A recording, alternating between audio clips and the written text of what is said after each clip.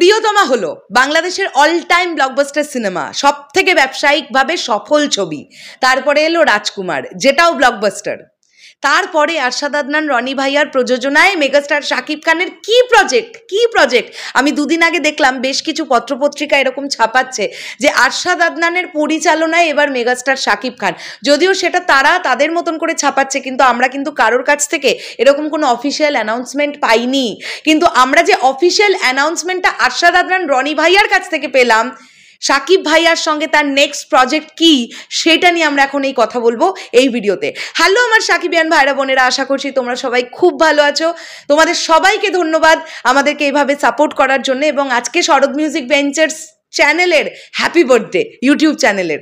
তো এভাবে সাপোর্ট করার জন্য সকলকে অনেক অনেক ধন্যবাদ। আমরা শাকিব ভাইয়ার বিষয়টাতে আসার আগে জাস্ট একটা কনফিউশন ক্লিয়ার করে নিই। কিছুদিন আগেই সাহেব বলে যে প্রজেক্টটা সাইফ চন্দনজি ডিরেক্ট দেবেন আর কি, সেই প্রজেক্টটাতে মেগাস্টার শাকিব খান কাজ করতে চলেছেন, এইরকম একটা কথা কিন্তু উঠছিল।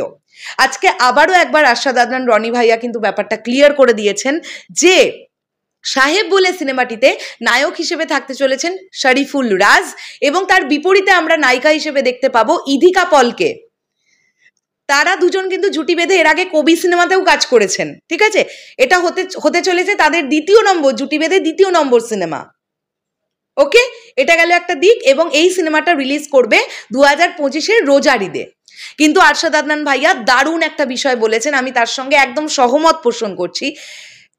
একই সঙ্গে 30টা হল নিয়ে তিনি টিকিটিংয়ের ব্যবস্থা করার চেষ্টা করছেন, কারণ প্রিয়তমার সময়ে তিনি প্রচুর তার যেটা প্রাপ্য ছিল তিনি সেটা পাননি। তাই তিনি বলছেন যে টিকিটিংয়ের আয়তায় আনতে হবে সিঙ্গেল স্ক্রিনগুলোকেও। তাই তিনি কমপক্ষে 30টা হলকে এক জায়গায় করে টিকিটিংয়ের ব্যবস্থাপনা করবেন, তারপরেই তিনি তার সিনেমা হলে রিলিজ দেবেন। এটা গেল সাহেবের বিষয়। এরপর থেকে আর কোনো সাকিবিয়ানদের এটা নিয়ে কোয়েশ্চেন থাকবে না, সাহেব সিনেমায় নায়ককে ইত্যাদি ইত্যাদি, আর আশা করি কোনো প্রবলেম নেই, কোনো জিজ্ঞাসাও নেই। এবার ব্যাপারটা হচ্ছে আরশাদ আদনান রনি ভাইয়ার সাথে মেগাস্টার শাকিব খানের পরবর্তী প্রজেক্ট কি।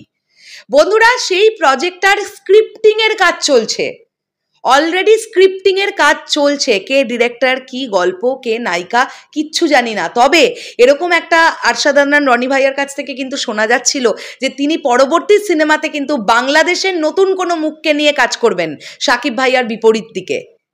তো এটাই কি সেই ছবিটা হতে যাচ্ছে সেটাও কিন্তু কিচ্ছু জানি না।